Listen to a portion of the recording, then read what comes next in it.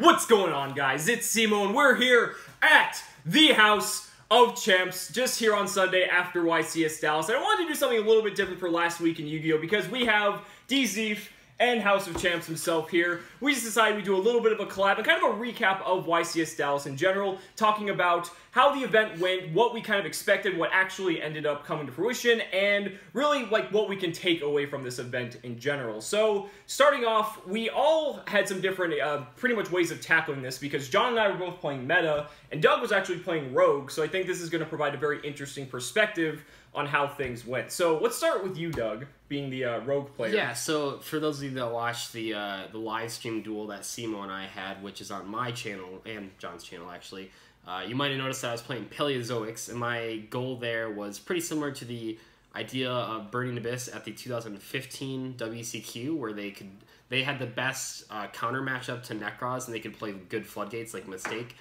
So my goal was to just open some floodgates. I was playing 5 of them, 2 Mistake, 3 Anti-Spell Fragrance, and then I was also playing 9 hand traps.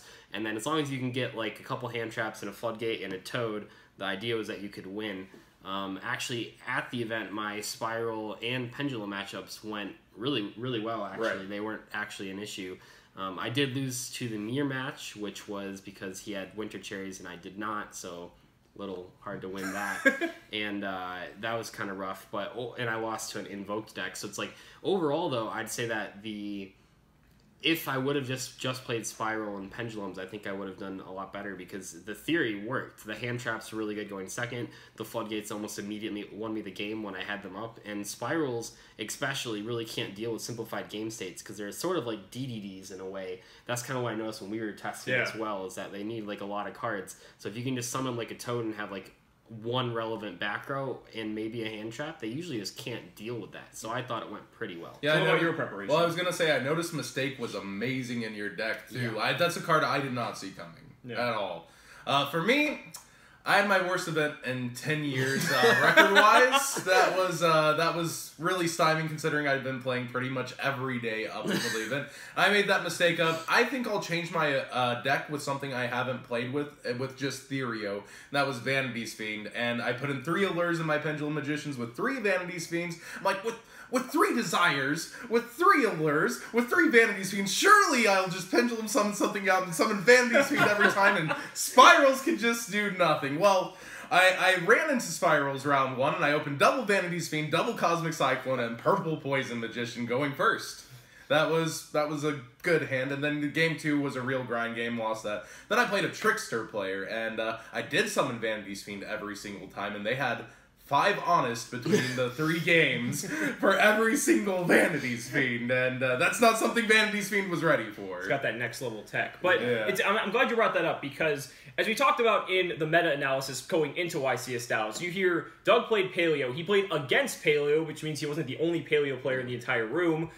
John played against Trickstar, he was playing Pen Magician, I was playing Spiral, and I played against Paleo, against like all these other different decks. I played like some like other Invoke deck as well. The room itself is the big meta breakdown when it comes to it. But then when we got to the top cut, as you guys are seeing if you're watching any of the coverage, it's just like Spiral everywhere, and I think like 1 Dino actually made the top 32 as well. We haven't gotten the full breakdown yet, but it's a lot of Spiral, 1 Dino, and maybe like a couple other things as well. So even though Spiral is the dominant force that everyone predicted it to be, you still have to realize that when you're in this event playing through 11 rounds of Swiss, you have to play these other decks, and then you can't just focus on the fact that, oh, Spiral everywhere, Spiral everywhere. Yeah, I think your pie chart, if you flipped the Spiral and Magicians, I do think Spiral were slightly more represented than Magicians. I agree.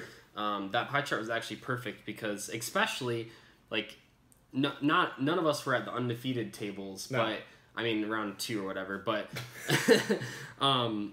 at the undefeated tables, which is the breakdown that Konami posts, it's like, holy crap, Spirals are everywhere. But when you're actually in the thick of things and you're X1 or X2, you're facing literally random garbage every round, and you just can't predict it. And yeah, if we stayed in all day, I'm sure if both of us were X3 and stayed in all day, we probably would have played Spirals more than anything else. But there were a whole bunch of other decks that we faced against that if you build a deck like mine that's like only tailored to anti-spell, fragrance, and mistake winning your games, when you face those random rogue decks, I mean, yeah, drawing the mistake was like pretty bad against the Paleozoic mirror, obviously, and losing to cherries. But but it's the reason for that is when you looked, even remember the round 6 breakdown. I think we were reading like Spiral was like 12 or like 14 out of the 20 decks at the top 10 tables, but there was still 6 other decks. There was like ABC in there still. There was still Pen Magician in there. There was like a Draco in there, I think, at one point. So there was still these other decks competing. And so even at the point of round 5 or 6, I forget which point it was in the article,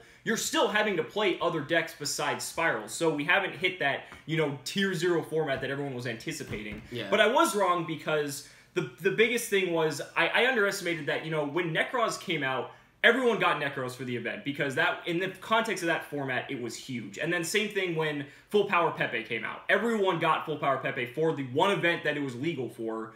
And that, money doesn't matter. So I think I grossly underestimated, how many people were actually going to acquire the deck because I didn't take those examples into context. Mr. Market Watchman. Pendulum Magicians are extremely cheap, so I expected a lot more of it in the room as well. There was still a lot of it.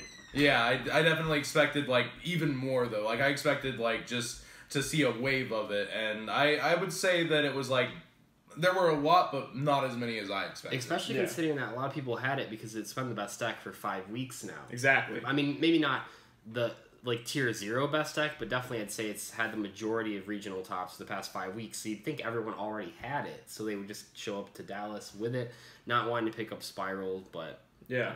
So that's pretty much what I want to do, guys. I just want to give you that whole YCS Dallas recap. And now where we can pretty much take it from here moving forward, because YCS San Diego is only a few weeks away. Yep. And I'm really curious to know what you guys think. Are we pretty much in, just Spiral format now? Well, sleeper deck, the Infernoids won the Giant card. That's true. Infernoids were something that I didn't even cover. And that was filled with other decks, like ABC True Draco. That beat me in there. Another loss. It was such a bad weekend, but there were so many different decks. But in the Giant card, because there are people who specifically just wait to play in Giant card, because if you win the Giant card, that's better than anything up through 3rd place at the YCS in terms of monetary value. The Giant card goes for $500 to $600.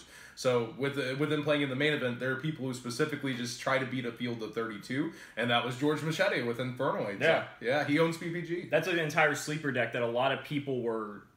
There was actually quite a few Infernoids too. It's not like he was the only one. Yeah. I looked around and there was I saw an Infernoid playing a Light Sworn at round 4 or something. This is bizarre. It kind of was good enough just to have a DD Crow and Effect Negation on board with a Fire King and any Infernoid. Yeah. That actually is just the really new Fire King, I don't know the name change. Arvada. Yeah.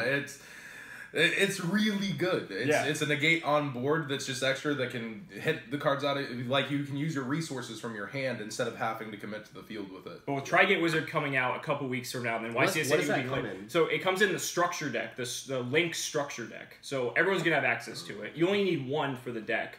And it adds a negation layer in addition to everything else that Spiral already does. It helps with the firewall loops, boys. Yeah, exactly. So, do you think moving into YCS San Diego... Well, first of all, there is the possibility the deck could get hit. That's something we didn't talk about. There's a very small possibility. Very small possibility. They've hit stuff Full Power Pepe was a little bit different. It wasn't, we can't really compare the two. But that deck did get hit after one YCS. What exact date is the YCS San Diego? It is November 18th. There was a lot of notes that people thought there might be a list for November. Yeah. That was all the way back when we got our first ban list. People always seem to be looking forward to the next one, and everyone kept saying November. Yeah. Well, because it says no sooner than November, but just like it said no sooner than August. I don't think the list will come in November. We haven't seen the top 32 breakdown at the moment. I would assume it's probably 25 Spirals and 7 other decks, and that's a lot. But I think it's probably pretty close. I don't know. I don't think they'll hit it before San Diego. I think they'll probably hit it afterwards. Yeah. I think it's too soon. And that's just going to be the deck to beat going into San... Well, it was the deck to beat arguably for this event, but even more so going into San Diego because Trigate's just going to add even more crazy shit to the deck. Yeah. I think Pendulum Magicians will likely fall off the map. They just don't have a good enough matchup. But I think decks like Infernoids and even invoked, and I guess dinosaurs. And I guess, like, you can even say, like, heroes, too, because heroes were an anti-meta choice in Japan, because Darklord literally shits on Spiral strategy if it goes first and gets out Darklord. They have Stratos, though, right? They do have Stratos, so that's Stratos. But we have 3 Shadow Mist. They only have 1. Yeah, that that's actually true. matters. That's actually really huge. Yeah, but, guys, that's going to do it for the Last Week in Yu-Gi-Oh! Special YCS Dallas edition. We got Dzeeff over here. We got House of Champs here. I'll have their links in the description below. Let me know down in the comments what you guys think about YCS Dallas as a whole. You can go ahead and tell me I was wrong about, the meta prediction, all that, but I think I was actually fairly close, like Doug said, overall. But yeah, Spiral's definitely the deck the beat moving forward. So guys, thank you so much for watching the video. See you next time.